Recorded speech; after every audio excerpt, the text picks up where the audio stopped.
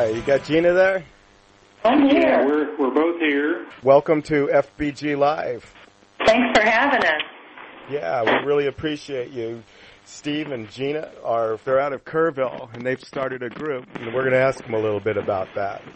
So, Steve, when exactly did you guys found this, and how did it come out? Yeah, it was pretty much a concurrent thing. We've been listening to the news, and of course, Doomsday Preppers on the National Geographic Channel kind of prompted things a little bit. We got to thinking about things we could do. Although we wanted to be a little bit more practical than some of the things you see on Doomsday Preppers, because not everybody has $20,000 or $30,000 to spend on extra food or a bunker or something like this. What we're going to be doing, what we decided to do, is focus on the everyday guy, how they can start with a 3-day supply of food and water and build up from there. Oh, okay. So that's what you tell those people that don't have any money and start prepping. You don't have to go out and buy a whole bunch of freeze-dried food. What would you tell somebody that was, let's say, on a fixed budget or maybe even living off of government assistance and charitable organizations? How does that person that's caught in the trap start prepping? Have you thought about that at all? Absolutely.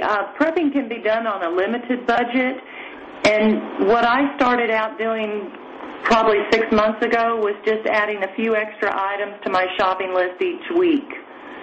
Every time I would go out, I just add a few more things, and I am now well-stocked for 3 to 6 months with survival bags in my home, my car, and 6 months supply of your staples at home, including all paper goods. Well, when one person becomes aware of their heightened safety need, somebody says, well, I should have some food put back. It's kind of like a rush to get to that state. The model that you put out is putting back. You have a little bit of prep over time. Is that correct? That's the economical way to do it. I mean, if you have money to spend, then the next step is what are your priorities. But most of us don't have that kind of money to spend, so we're having to do a little bit each week. And when we ask people, are you prepared, and they say, prepared for what? Our answer is, it doesn't matter. The basic needs for survival are going to be the same regardless of what you're facing, and that's food, water, shelter, and protection. Okay, like on the food side, what kind of items are we looking at that one should be putting back? Well, we will cover that in our meeting.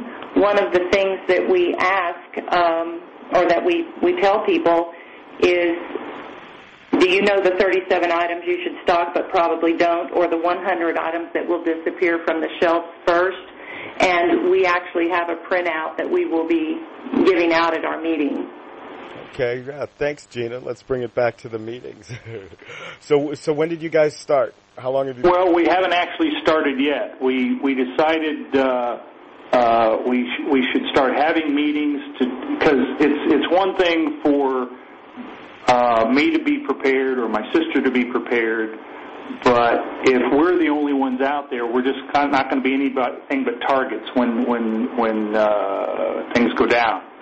So the best way to protect yourself is to get as many people in your community involved in doing the same thing so that we're all self-sufficient, or as many of us as possible are self-sufficient. Right. And right now our goal is to educate, inform, and train for whatever comes down the road. We have not yet had our first meeting. That's going to be in June. We would have probably already had it by now, but both my sister and I are involved in the Republican State Convention, and that's what we're in the middle of right now. So you're heading up to Fort Worth, huh? That's correct. Yeah, I got a friend up in Fort Worth, or near Fort Worth. His name is Chuck Smith. He has a little radio show, and he does some stuff on YouTube. He talks a lot about prepping. He talks about exactly what you're talking about, prepping the neighborhood as opposed to prepping oneself. He's been prepping for a long time, and, he's actually come to that conclusion that he is going to need people he's going to need his neighborhood if something does go south when you look at the big picture. So yeah, maybe I'll put you in touch, or you can look him up. It would be The Smith Fix.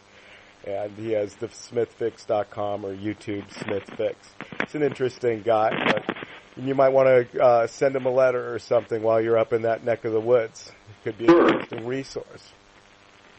Our goal is to provide a common sense approach to an uncertain future, and we have a mission.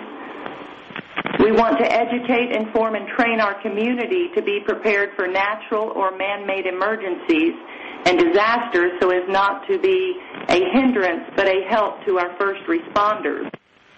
And one of the greatest misconceptions that people have about preppers is that being self-reliant, self-sustaining, or what they call living off the grid means withdrawing from society. But including your community is a huge part of preparedness. Nicely put. I like that. Well, I appreciate you guys taking the time to talk to us over here. If everybody wants to get a hold of it, they can be reached at the following email address, kcpreppers@gmail.com. Is that correct, Steve? That is correct, yes. And our first meeting. Yeah, and the first meeting's coming up this month. We had to move it to the 14th. Okay. So it's Thursday, June 14th at 6:30 p.m. at Chili's here in Kerrville. Sweet. That's good. No, we would like everyone who's coming to RSVP at our email address so we have an idea how many people to expect. Chili's, the room we're going to be in can hold about 35, 40 people, and it looks like we're approaching that capacity already. It's kind of a weird question, but especially for people that haven't even started the group. But what are your thoughts about expansion and growth over time? Since we're already looking at that. We just picked a place where we thought we could get together. We have several venues here in Kerrville where we can handle a larger crowd. Some of them are free and some of them are not. So we have to look at that depending on what kind of response we get at this first meeting. And we've been involving over the last few months our friends and family, and we've also had a couple of sign-up sheets at other events that we've attended, and we've got almost 50 people signed up. That's great. How are your friends and family taking the message? They're getting very involved, and they're in all stages of prepping at this point. So they keep coming back different times saying, okay, I'm at this stage, what's next? So we're kind of leading them on. Yeah, there's a few doubters in the crowd, but they understand why we're doing what we're doing, so we're bringing them around.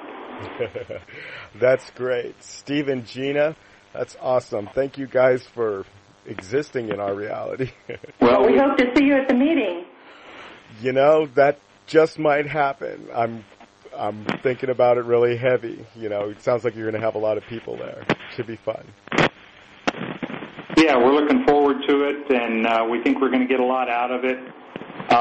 We're not really trained in any particular area. What we hope to do is facilitate discussions, and because there's a lot of different ways to do a lot of different things out there, and what we're hoping to do is get a consensus on the best way to get something done. And we will bring people in. Yeah, we're going to be bringing people in with some expertise. But, find the best way. What's the best way to store water, and what's the best way to store food, and things like that, and what kind of first aid equipment should you have on hand. So we're going to be getting into all of those areas, and hopefully it'll precipitate discussions to bring us into other areas as well. It's going to be a fascinating journey, isn't it? Absolutely. We're looking forward to it. That's kcpreppers@gmail.com. Steve and Gina, Kerr County Preppers, right? County Preppers, yes. Man, I wish I could talk straight. Hey, well, love you guys. Have a good day. Thank you so much for having us. Thank we you, enjoyed Steve. it. Okay, bye. That's them, man. You heard them here first. We'll love you all out there. You have a great day. Thank you for listening.